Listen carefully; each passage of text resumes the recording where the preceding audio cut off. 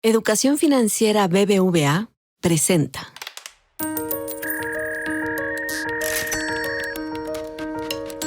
Peras y manzanas, con Valeria Moy.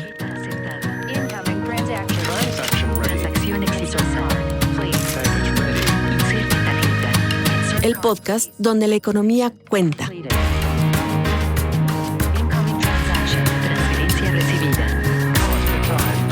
Operación exitosa. Transferencia lista. Hola, ¿cómo están? ¿Qué tal se encuentran esta semana? Yo veo los datos de cómo sube el precio del oro y digo, no puede ser, encima de todo lo que está pasando. Además, también hay que darle seguimiento al precio o al valor que está teniendo este metal. Y claro, cada vez que veo datos del oro, que no los veo mucho, debo de decir, pero de repente pasan por mis redes sociales o veo por ahí alguna nota en el periódico, digo, ¿por qué le damos tanto valor al oro? Y la verdad es que cuando he leído algunos libros de la historia del dinero, de a qué le damos valor, de qué es un medio de pago, qué es un depósito de valor, y estas teorías de cómo ha evolucionado el dinero, sea lo que sea que consideremos dinero, a lo largo del tiempo, pues evidentemente el oro siempre sale a relucir, valga un poco la analogía. Y bueno, para platicarnos más con peras y manzanas, hoy está con nosotros Luis González. Luis González es VP y codirector de inversiones en Franklin Templeton, México. Luis ha estado con nosotros ya varias veces en Peras y Manzanas. Luis además tiene un podcast llamado Money Talks y Contrapunto, ¿no? Así que Luis, una vez más, bienvenido a Peras y Manzanas. Valeria, mil gracias por la invitación. A ver, Luis, primera pregunta. ¿Por qué tiene valor el oro? A ver, yo creo que viene por el tema de la escasez, ¿no? Al final del día, el oro es uno de los metales más escasos que hay en el mundo. No es el más escaso, pero sí uno de los más escasos. No representa más o menos, o sea, la corteza terrestre es 0.004 partes por millón, es decir, es muy escaso. Entonces, bueno, la escasez da valor, ¿no? Cuando uno va leyendo a lo largo de la historia, la conclusión es, pues se le ha dado valor al oro, sí, por la escasez, que bien mencionas, pero también porque brilla, porque es bonito. Exacto, porque es bonito. Porque es bonito. Exacto. ¿Y qué cosa hay más subjetiva que eso? Me parece apasionante. Exacto. Sí, es justo lo que iba a decir. O sea, sí, la escasez es un tema importante, pero la verdad es que no tiene ningún uso industrial. Poquísimo, por ejemplo, ¿no? Uh-huh. O sea, el oro se utiliza para joyería, se utiliza para monedas, pero no, o sea, no hacemos barcos o no hacemos máquinas con oro, ¿no? O usamos el oro porque además es un metal muy blando. No, ni siquiera sirve para meterlo en el proceso industrial, ¿no? Entonces sí, en esencia, ¿por qué? Porque es escaso y porque es bonito. Bueno, pues mira, qué buena conclusión. Así de subjetivo es la cosa. Ya hablando un poco más de la actualidad, a raíz de la guerra Rusia contra Ucrania, muchos mercados emergentes, India, México no, pero India, Pakistán, China, han estado comprando muchísimo oro, un poco pues para hacer frente a esta incertidumbre geopolítica que existe, ¿no? Aunque no lo necesitan, sus monedas no necesitan ser respaldadas. Y ahí por oro. viene la Sin pregunta embargo, interesante. ¿Por qué? No lo necesitas, pero ¿por qué? O sea, si no lo necesitas, ¿qué te lleva a comprar oro? ¿Por qué no compras otras cosas? porque al final del día sí tiene un valor consensuado, o sea, sí hay un valor que se le da, de tal forma que si la India necesita hacer líquidas sus reservas de oro, pues puede salir al mercado a venderlas, ¿no? Y además, pues, los últimos 2 años ha subido muchísimo, entonces, pues eso ha sido pues, una buena inversión de los bancos centrales emergentes, ¿no? ¿Por qué comprar oro y no treasuries de Estados Unidos? Pues porque además está este riesgo latente que ha ido creciendo, además de que Estados Unidos pues, se ha endeudado mucho, trae déficits muy elevados, y eso pues la percepción es que el dólar pues, va perdiendo poder, ¿no? Si al final del día imprimes mucho de algo o tienes mucho de algo, pues el simple hecho de escasez, o sea, ya no es un bien escaso y por lo tanto pierde su valor, ¿no? El oro no, Entonces, pues es otra vez, le estamos dando valor a un metal pues porque todo mundo le da ese valor. Ahora, mencionas el ejemplo de los bancos centrales de algunas economías emergentes que han ido comprando más oro, pero además de esto, que sí es algo que ha estado sucediendo, además de esto, el oro en su cotización internacional ha ido subiendo de valor en fechas recientes. ¿A qué lo atribuyes? ¿Es únicamente a que hay muchos dólares o a que Estados Unidos tiene un déficit importante o a el tema meramente relacionado con la moneda estadounidense o hay algo más? ¿Hay algo más que está haciendo? Y esto me refiero más allá de lo que los bancos centrales de estas economías emergentes estén comprando de oro, sino por qué el oro está subiendo de valor en este momento en particular. Claro. A ver, la respuesta fácil y con lo que la mayoría se queda tranquilo es tensiones geopolíticas, ¿no? Trump peleándose con todo el mundo, aranceles y eso pues genera incertidumbre y el oro sirve como un refugio para la incertidumbre. Sin embargo, si nos vamos 2, 3 años atrás, vas a poder ver que en la guerra de Rusia contra Ucrania el oro no subió, de hecho bajó. Si te vas a la guerra, al inicio de la guerra de Israel-Palestina, el oro no subió, bajó, ¿no? Entonces tú dices, a ver, ahí había tensiones geopolíticas y el oro no me sirvió como un ¿Dónde quedó esta safe idea haven, de ¿no? refugio entonces, no? Exacto, exacto. Entonces, mucho tiene que ver con este aumento de los balances de los bancos centrales en oro.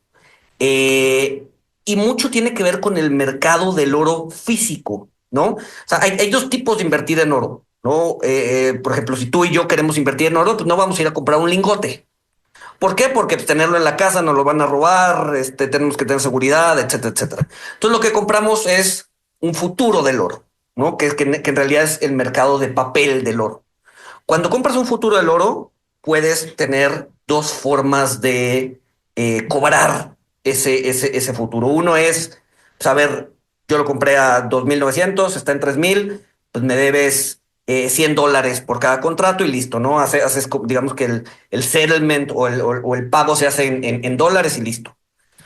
Pero tienes otra opción que es, ¿sabes qué? Yo te compro un futuro del oro y quiero mi oro, ¿no? Entonces tú me tienes que dar mi oro. El problema es que el mercado de papel es infinitamente más grande que el mercado físico.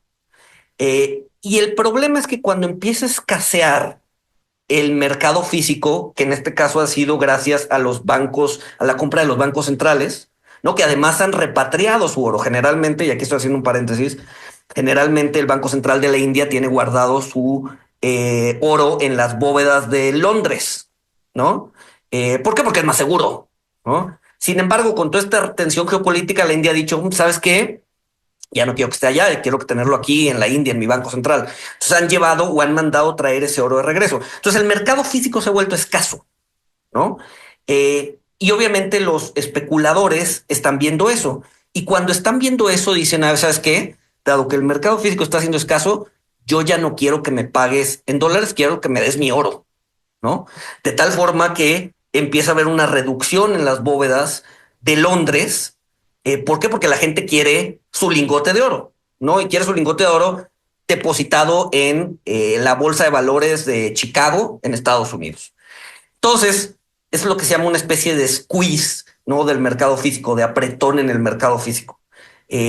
Londres se está quedando sin oro, ¿no? Las bóvedas de Londres han bajado muchísimo su oro y por lo tanto, dado que hay una escasez en el mercado físico, el precio tiende a subir todavía más. Entonces, lo que estamos viviendo hoy, los últimos mes y medio, 2 meses, es justo eso, ¿no? Una escasez del mercado físico Entonces del oro. no tiene que ver con Trump y los aranceles y entonces y la geopolítica Esa y es una qué va a excusa. pasar y, o sea, esa incertidumbre de la cual todo mundo habla no tiene nada que ver con que el precio del oro esté subiendo en estos momentos y que todo el mundo diga, ah, sí, como hay mucha incertidumbre, el oro como Te activo digo, refugio está subiendo de valor. Esa es la respuesta fácil y definitivamente incide en eso, ¿no? La guerra de Ucrania, la guerra de Palestina, Trump llegando al poder, pues eso ha hecho que mercados emergentes repatrien su oro, etcétera, etcétera. O sea, sí es parte del problema, pero no es, o sea, no explica todo el problema. No es, digamos que al final del día es una especie de bola de nieve en donde probablemente... acá es decir, es parte del problema, pero ¿cuál es el problema? Pues al final del día, ¿dónde está el problema? Es un poco, si está subiendo de precio el oro, está subiendo de precio el oro, ¿dónde está el problema? Porque el oro al final del día no tiene otro uso más que ser este depósito, ¿no? Este depósito de valor. ¿Dónde está el problema? Porque más allá de que sacas el oro de la bóveda de Londres y te lo llevas a la bóveda en India, pues ¿cuál es el problema? Solo lo moviste de un lugar a otro. Ajá, el tema es que como el mercado físico del oro está centrado en Londres y Londres, digamos que es el que da liquidez al mercado global y Londres está quedando sin oro, entonces esa escasez en el mercado central del oro pues, hace que el precio suba todavía más. Entonces los especuladores lo que están diciendo es, ya no me hagas, o sea, ya no me pagues en dólares, págame en oro para seguir drenando a Londres y que ese precio siga subiendo. Pero es un tema meramente de inventarios. ¿Y a poco hay transacciones físicas de oro? O sea, más allá de lo que manda claro. un banco central a otro banco central, puede haber un inversionista institucional o personal casi, que diga, mándame mis lingotes aquí a mi cuenta, a mi caja de seguridad. Sí. A ver, generalmente no es mándamelos a mi casa, pero sí mándamelos en la cuenta que tengo en el Stock Exchange de Chicago. No, de hecho, estoy viendo una gráfica en donde hace 3 meses la bóveda de Chicago tenía 20 millones de onzas y hoy ya tiene cerca de 35. No, en esos 2 meses. Es decir, había un reparto. O sea, y eso no tiene nada que ver con bancos centrales. Son inversionistas que están diciendo, ya no me pagues mi oro en dólares, págamelo en lingotes y deposítamelos en mi cuenta en mi bóveda dentro de la bolsa de Chicago, ¿no? Entonces sí, o sea, sí hay transacciones físicas barcos, de oro, pues, ¿no? Barcos, aviones cargados de oro cruzando el Atlántico, sí. Suena como a otro momento. La verdad es que suena como a otro momento histórico. Luis, pues muchas gracias. Vamos a ver qué sigue pasando con el valor de este activo refugio. Pero al final del día, el oro pues ha jugado un rol importantísimo en la historia del dinero como mecanismo para hacer transacciones. Luis, muchísimas gracias por ayudarnos a entender esto. Gracias a todos por escucharnos. Nos escuchamos pronto. Educación Financiera BBVA presentó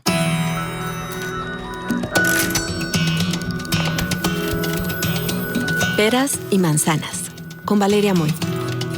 El podcast donde la economía cuenta. Escucha este y todos nuestros podcasts en asícomosuena.mx, Spotify, Google y Apple Podcasts.